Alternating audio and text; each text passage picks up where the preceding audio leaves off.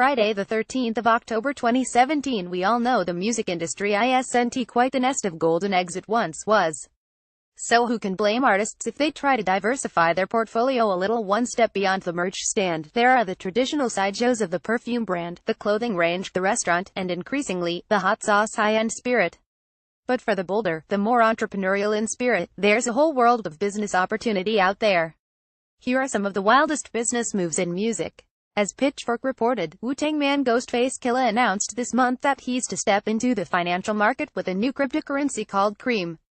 The cryptocurrency, which is a digital currency that uses encryption techniques and operates independently of a central bank, takes its name from the Wu-Tang song, in which the initial CREAM stands for Cash Rules Everything Around Me.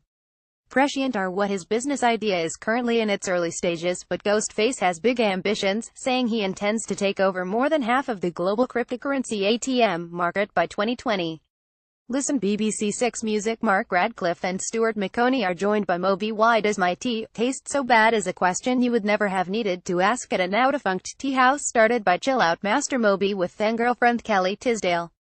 Located in New York's Lower East Side, it opened in 2002 as a cafe offering tea and vegan food.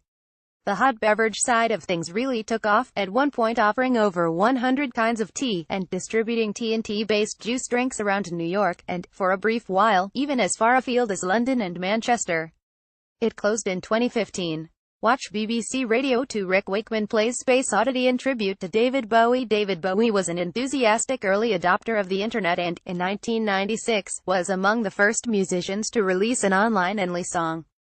In 1997, he became the first musician to stream a gig live on the web. And in 1998, he took his web enthusiasm a step further, and launched a dial-up internet service provider, BowieNet, at a time when most musicians were settling for uploading their tour dates and a couple of photos. Offering full internet access through the portal of an impressively interactive Bowie site with a rich archive, BowieNet also gave fans a Bowie.net email address and 5 megabytes web space, so they could get stuck into building the future themselves. If I was 19 again, I'd bypass music and go straight to the internet, Bowie told The Big Issue at the time.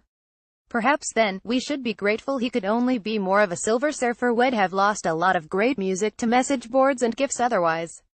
There are too few options out there for the cat or dog who likes to rock. Former hair metaler Bret Michaels had their furry backs in 2012, launching his line for an American retailer specializing in pet accessories. As well as bandanas and cowboy hats for the fashion-conscious pooch, there were music-themed toys such as a chewable guitar and even a mini Tourbus. I'm a dreamist, Michaels told People magazine. I'm a dreamer with a creative brain, but I'm also a realist. One idea may sound great, but let's try to get this on the dog.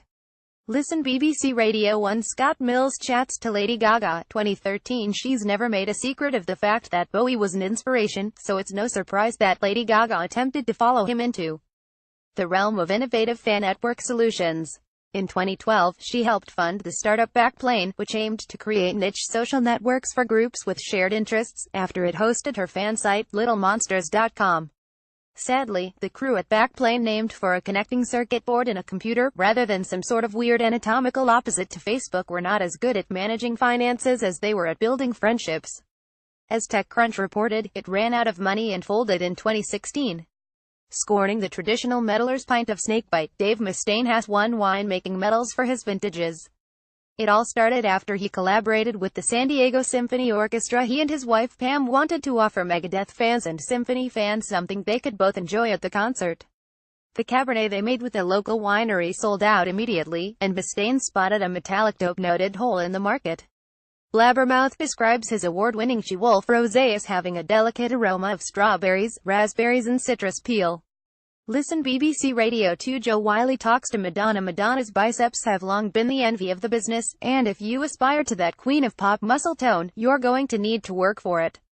Where better than at the chain of gyms she founded with her manager? The chain now has branches from Berlin to Sydney, and encourages you to sign up with the slightly chilling assertion our members approach fitness the way they approach everything in life, with the mantra harder is better. Golf is not the first thing that springs to mind when you think of Canadian vocal powerhouse Celine Dion, but she is indeed a huge fan. So much so that she paid $15 million for the Le Mirage Golf Club near Montreal. Guest putters have included Samuel L. Jackson, Bruce Willis and Sylvester Stallone, perhaps attracted by the waterfall on the 14th hole or the island green on the 17th. Or maybe it's just that the fairways are so smooth that your drive will go on and on. Watch the Smashing Pumpkins Glastonbury highlights, 2013. Surely the musician business ventured to suplex them all. The Smashing Pumpkins frontman has long been known for his flashy fighting talk when it comes to other musicians, particularly those who happen to be in Pavement, as The Guardian reported, so his love of cathartic pantomime violence should have come as no surprise.